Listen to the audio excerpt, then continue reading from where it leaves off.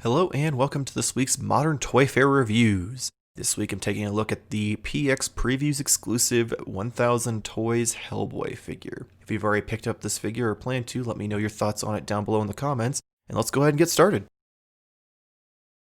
As always, we're going to start with the details. So sculpt-wise, you've got his shaved down horns with the cracks and everything in them. Got the yellow eyes, his goatee, strong jaw. Got his mutton chops molded on here on the side. They do go all the way back into his skullet and into his little bun.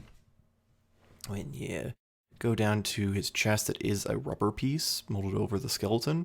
And then you've got all these like scratches in it. You've got his abs and his muscles and his pecs. Same thing with the arms though, they are also a rubber piece. It does get in the way while you're trying to move him. You can see the little shoulder joint that just pops in there. It does have muscles and scratches and stuff molded in, so it does still look nice. On this forearm, you'll notice it's more like muscles, scratches, kind of like the rest of the arms. And then his fist is also molded with all the fingers. Then we get over to the bigger fist, and you've got all of the cracks in the stone. You've got scratches and scuffs. You've got the knuckles molded here. We've got his fingers, which are all individually articulated, which we'll get to in a minute. And then if you go over to his shorts, you'll notice they do have wrinkles in them. At first I thought these were like a pleather or something, but they aren't. And then the belt has pouches. You've got his cross, his horseshoe. You've got all sorts of molding around the knee and thighs. You've got his little boots with his hooves. And of course you've got his tail. More pouches on his belt, but the tail's got all sorts of different scratches and scuffs through it. And then his back, same thing as the front, kind of muscular and scratched up. So overall, aesthetically, the figure looks great. It definitely does have some hindrance. I'm not a fan of the rubber parts, but I really like how this turned out. Next up is the articulation. So we're going to start off with the head. It does twist pretty much all the way around. It is a little tight though. So you just kind of swivel it back and forth. And then it does get quite a bit of tilt all the directions. Here's how far it goes up and down.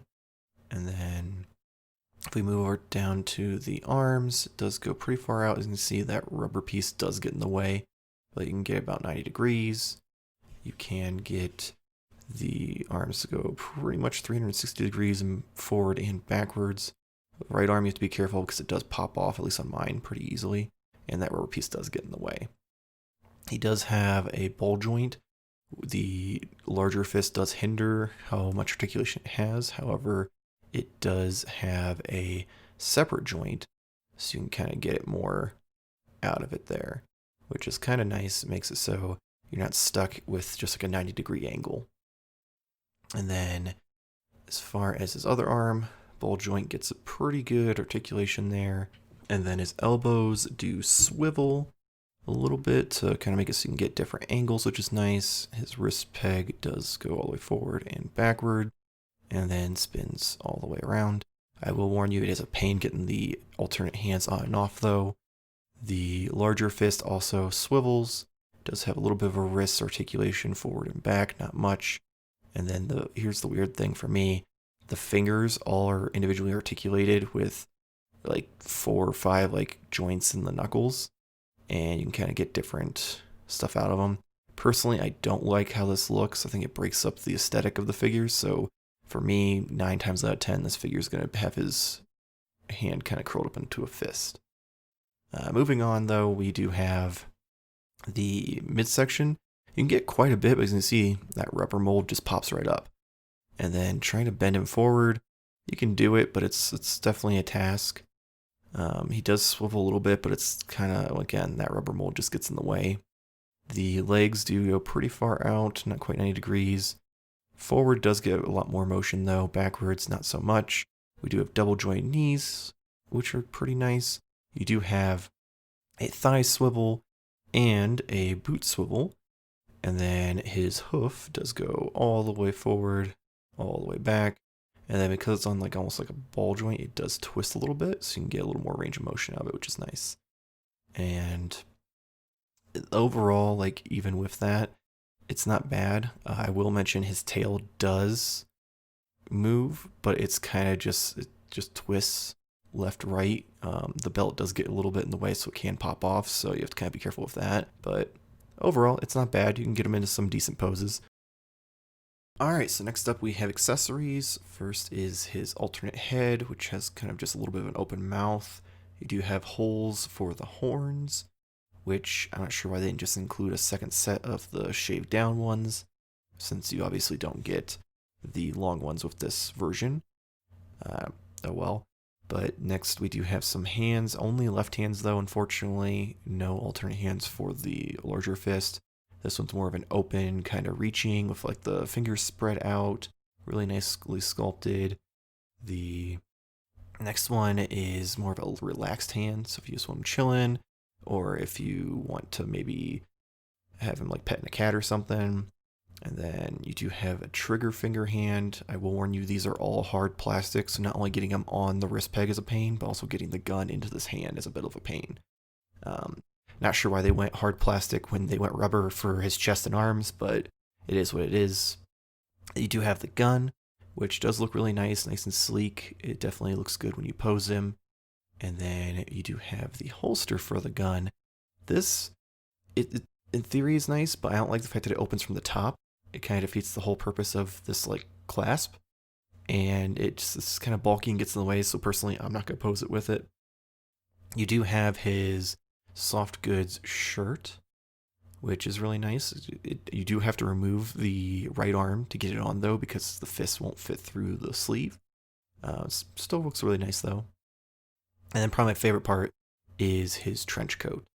And again, you do have to remove the right arm to be able to get it through, but you've got the little patch there on the arm, under the sleeve, you've got the dark collar.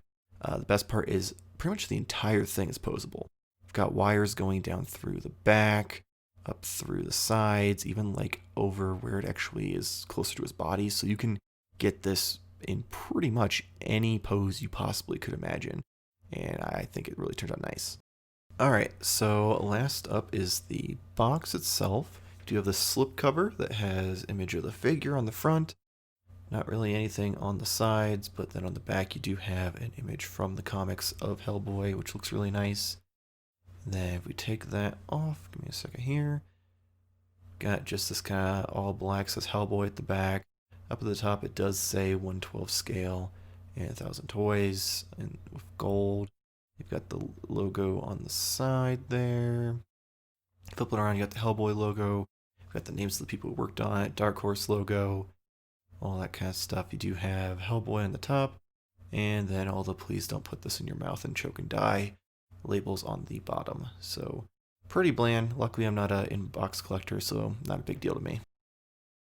Alright, some quick final thoughts here. I don't like the rubber molds versus having actual plastic for the articulation and everything. I don't like how his hand is like got that weird articulation with the individual joints for his knuckles. I do think this figure looks absolutely fantastic. I love the way it looks with the shirt and the jacket on. I'm just, for the price tag that they expect us to pay for this, I feel like the accessories were weak. I feel like the fact that his right arm pops off anytime I try to pose it in the jacket, it kind of takes away a lot of the fun when you're taking pictures of it or trying to pose it on your shelf.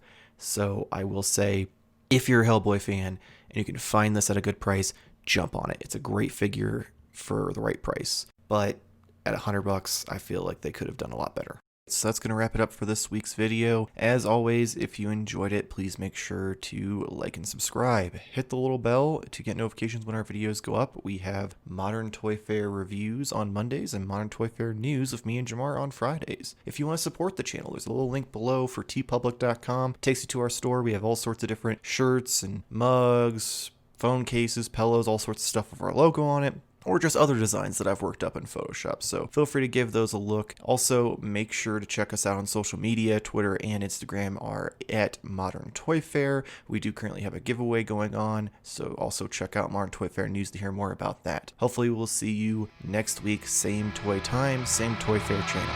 Thanks for watching.